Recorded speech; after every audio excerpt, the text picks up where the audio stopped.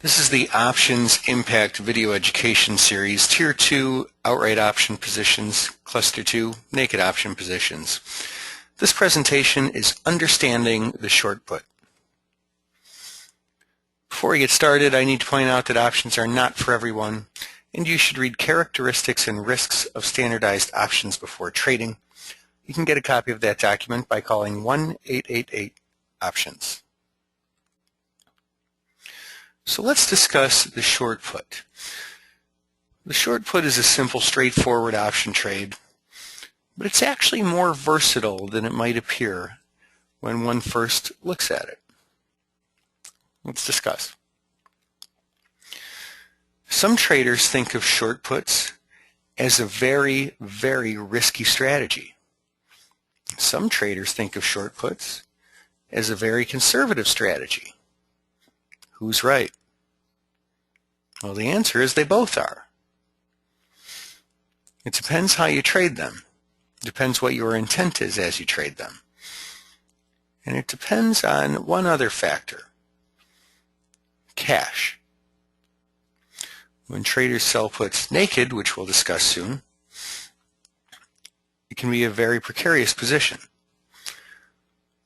When investors sell puts as cash secured puts, can be considered more conservative. Short puts have a limited profit potential, but they have substantial risk. A trader can only make as a maximum profit the credit received when the trader initially sells the put. If the market makes a big move against the trader can lose a very substantial amount of money. So the risk reward is not necessarily really beneficial. As time passes, the trader benefits from time decay, options getting worth less as time passes. Whenever traders are short options, they benefit from time decay. A trader would decide to sell a put if he's or she is not bearish. A trader doesn't necessarily have to be bullish, but the trader must believe that the stock won't fall below a certain point. The trader expects low volatility because to the upside, a trader can only profit limited. He can only profit what the trader has received when they first make the trade. And if the market falls significantly, the trader can lose a great deal of money. So the trader's not really looking for a lot of volatility here. They expect future volatility to be low. Now, in terms of a cash secured put, which we'll discuss, there can be one other motivation. It can possibly be an entry into a stock position. Now, this is for longer-term investors. If you are a trader, you don't do cash-secured puts. That is only for investors. So let's imagine a trader was studying Visa. They observed this option chain. Now, of course, these prices are not current. We're looking at this option chain, and the trader decides to sell the March 115 puts at 305.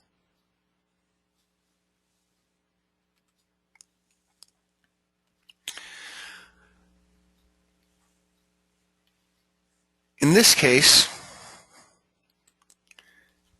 depending on where the stock is trading at expiration, the trader may or may not have a profit. If the trader sells the March 115 puts at 305 and holds them all the way until expiration, and if the stock is trading above 115, the trader will indeed earn a profit. The other party who the trader has sold the puts to, who owns the right to sell the stock to him at 115,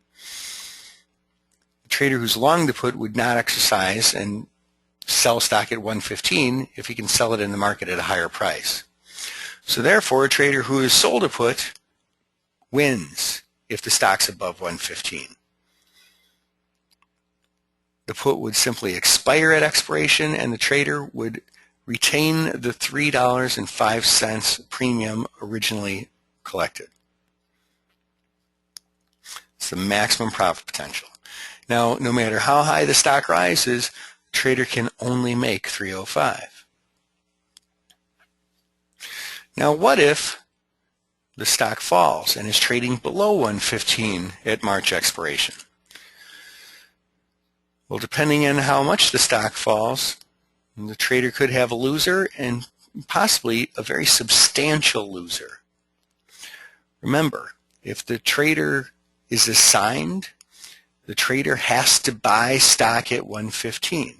Now let's think of the mechanics behind this.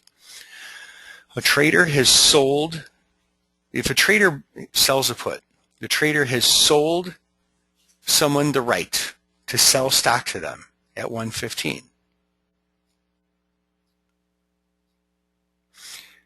So if I decide today to sell one of these Visa March 115 puts at 305, I literally sold the put to someone else who now owns the right to effectively sell me stock at 115 if it's advantageous to him, not necessarily to me.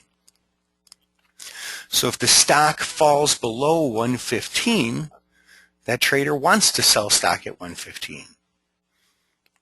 I will have to buy it. I am obligated to buy stock at 115. And if the stock falls significantly to $50 a share, $40 a share, if I have to buy stock at 115, I could be buying significantly above where the market is. And that could lead to a substantial loss when I turn around to sell it at $50 a share. Now, depending on how far the stock falls below our strike price, the trader may or may not have a winning trade. The break even for a short put is the strike price minus the premium received. Why? Well, if I am short these puts and I get assigned and I have to buy stock at 115, I'll pay 115 for the stock. But I've got the $3.05 as a bit of a cushion. Effectively, if I get assigned, I would pay the 115 minus the 305. I would be long stock effectively at $111.95. That's my break-even point. Above that point, I have a winner. Below that point, I have a loser. And I can potentially lose up to $111.95 per contract.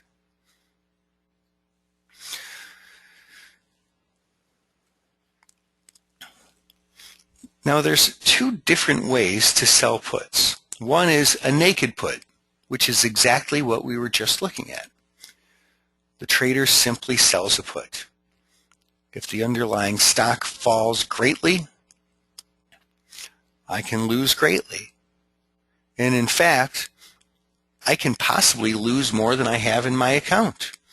I could get a margin call and be required to put more money into my account just to keep the position open.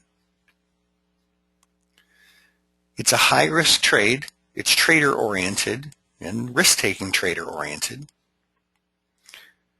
It's for traders who aren't bearish, but not necessarily very bullish because you only have limited profit potential. It's one of those line-in-the-sand trades where as long as we stay above this point, we have a winner. If we fall below this point, we have a loser. And usually there are better alternatives to the naked put. In more advanced classes, we'll discuss spreads. Now there's another way to sell puts that can be thought of as safer. It's really a matter of perspective. This is called a cash secured put.